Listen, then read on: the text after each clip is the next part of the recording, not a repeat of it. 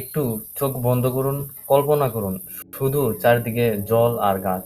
কোনো রাস্তা নেই, কোনো বিদ্যুৎ নেই, কোনো শব্দ নেই, শুধু নদীর স্রোত আর পাখির ডাক। আর সেই নিস্তব্ধতার ভেতর কোথাও একটা আছে সে। দেখা যাচ্ছে না, শোনা যাচ্ছে না, কিন্তু আছে, সব সময় আছে।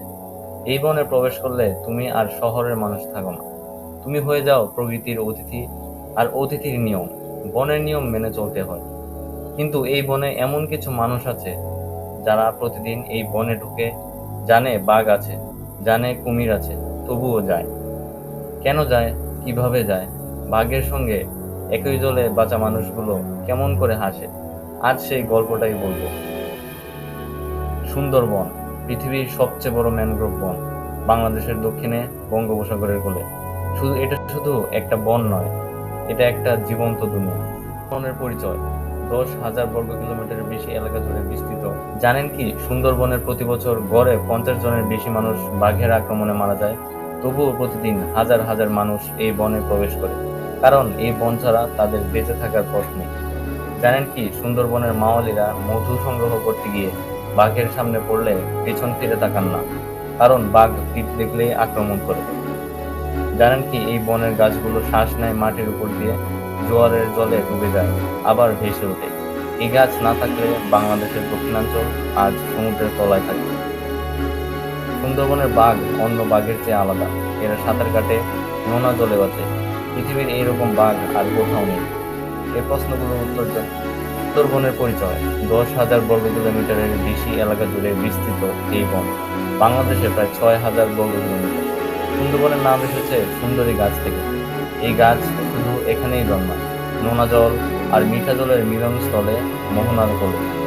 এই বনে আছে 300-র বেশি প্রজাতি পাখি, 50 প্রজাতির সরীসৃপ, আর সেই বিখ্যাত রয়্যাল বেঙ্গল টাইগার, যার গর্জনে এই বন কাঁপে।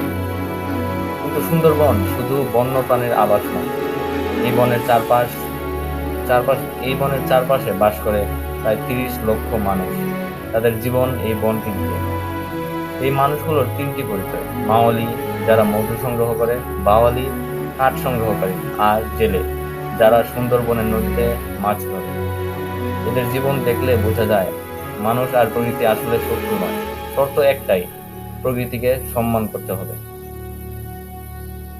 মাওয়ালির জীবন: মাওয়ালি, বৈশাখ মাস, মধু সংগ্রহের মৌসুম। ভোর হওয়ার আগেই নৌকা ছাড়ে মাওয়ালিরা। যাওয়ার আগে বনবিবির কাছে মাথা নোয়ান। বনবিবি সুন্দরবনের দেবী।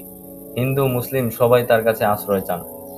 এই একটা জায়গায় ধর্মের ভেদ নেই।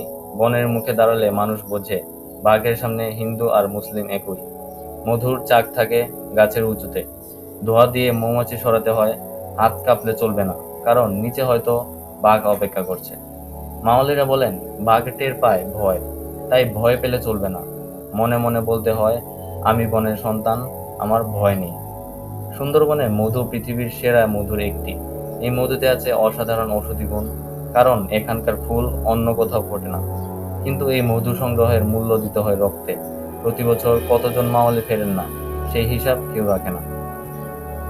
বাঘের সঙ্গে বাঁচা: বাঘের সঙ্গে সহাবস্থান, রয়্যাল বেঙ্গল টাইগার।